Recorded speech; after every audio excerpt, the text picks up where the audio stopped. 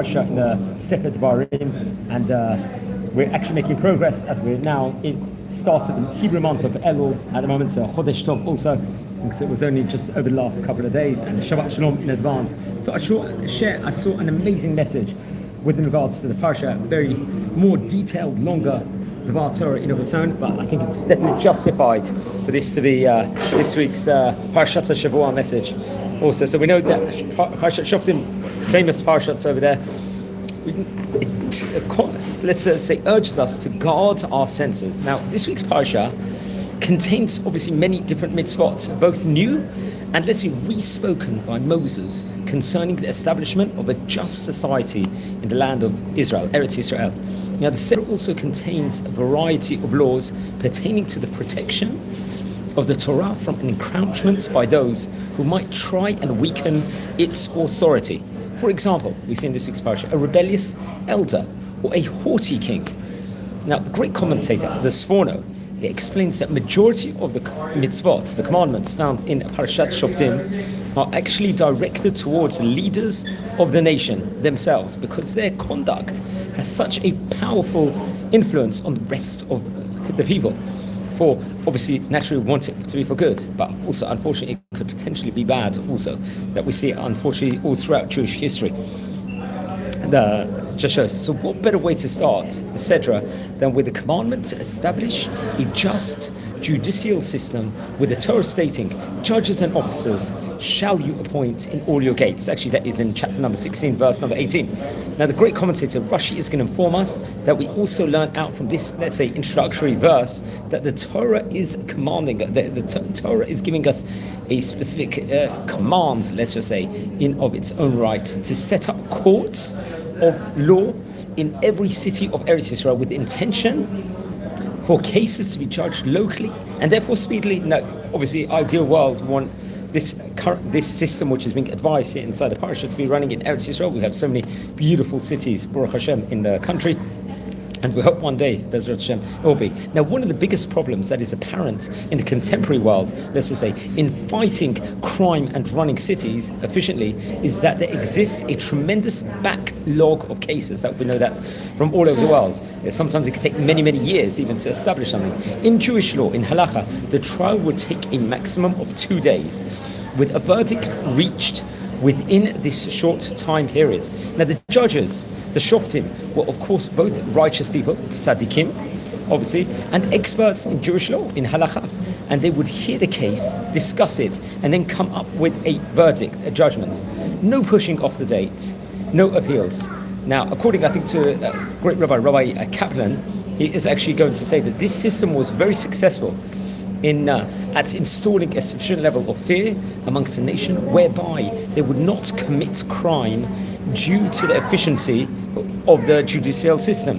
Now, this, of course, let's just say, was completely different to what we see today with criminals, like in modern day.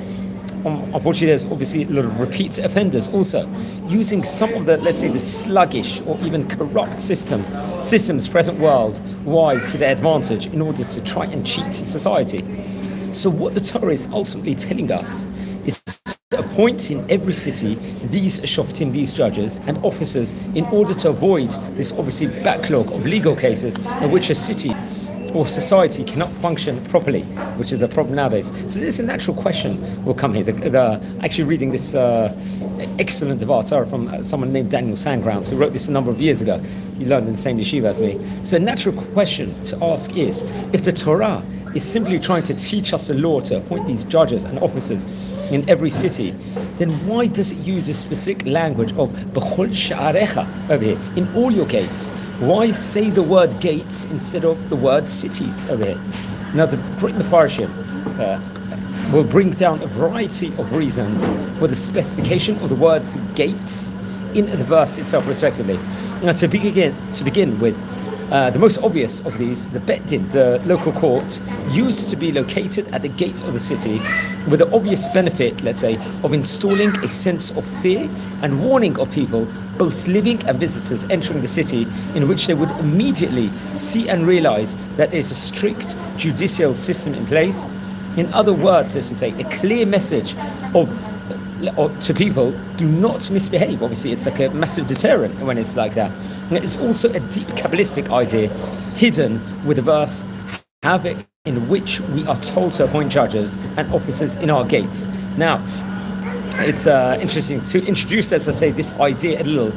First, there is a halacha, a Jewish law, that Jews are not permitted to shave with an open blade on their faces. Why is this? The reason for this is that obviously we've spoken about this before in the Daf Yomi series we're doing quite recently at the start of the Masechet Avodah.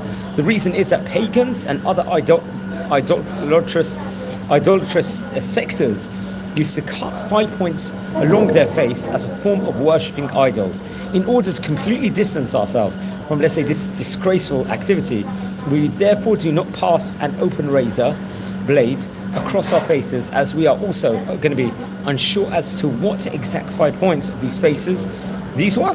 Over here, it's also taught that the reason this form of idolatry was undertaken over here was that the 5 mutilated points of the face were likened to the 5 senses of pleasure present with a human being, for them being seeing, hearing, smelling, tasting and touching.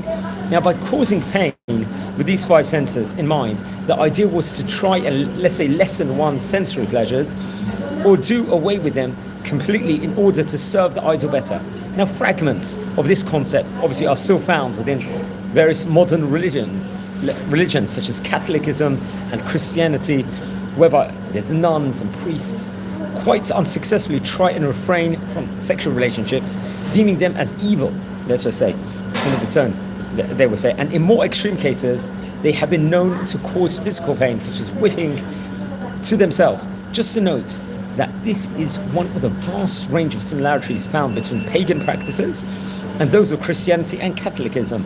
But that is beyond the scope of the discussion. Getting back, obviously, to the point over here, Judaism is not about preventing, let's say, ourselves from deriving pleasure from the 5 senses gifted to us by Hashem, by God. But we must learn to direct this pleasure in a healthy and holy way. Now, the key word is therefore control, by which we can use these senses, but in a manner fitting to servants of Hashem. Now, great Rabbi Chaim Vital, he obviously lived at time period of the Arizal. He was a Talmid of the Arizal, and the great rabbis of Tzfat, especially in the very early 1600s. He teaches that the 5 senses are the gates to our heart, and we are meant to use them in order to enjoy life. But what the Torah is telling us here is to appoint Shoftim, judges, and Shotrim, officers, in all our gates over here. That is to say that whenever we are going to derive pleasure and access a gate, we must first use a judge, or in, let's say, this case, our judgment over here is going to be used in order to decide whether the action is right or wrong. For example, judging whether or not, let's say, a piece of food is kosher and should therefore be eaten or not. And then once we have used correct judgment, we must of course have an officer there in order to enforce the decision. For example, if it is non-kosher, we must have the strength not to eat it if people are struggling with it. By telling us to appoint these 2 important roles at your gates, which is interestingly written in the singular, which also supports, let's say, this more personal message, Hashem is teaching us a significant lesson in how to use our 5 senses in a halachically acceptable way. Now, there's another final related idea, is that the Torah is trying to tell us that at each of our personal gates over here, we should create elements of protection.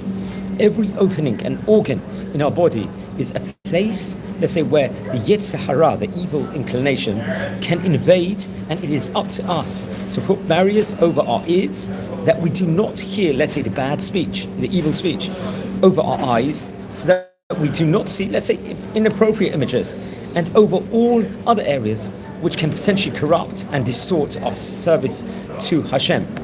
Now, it's actually interesting, immediately following the opening verses regarding the establishment of judges is what seems to be a very misplaced commandment, that you shall not plant for yourselves an idolatrous tree near the altar of Hashem. This is actually in 1621. According to the Ramban, it was a custom of idolaters, let's say, to landscape their temples with beautiful sacred trees. They were called asherot at the entrance of their temples in order to attract worshippers. Now, what we see written here is a specific prohibition let's say, not to plant trees near our Temple Mount.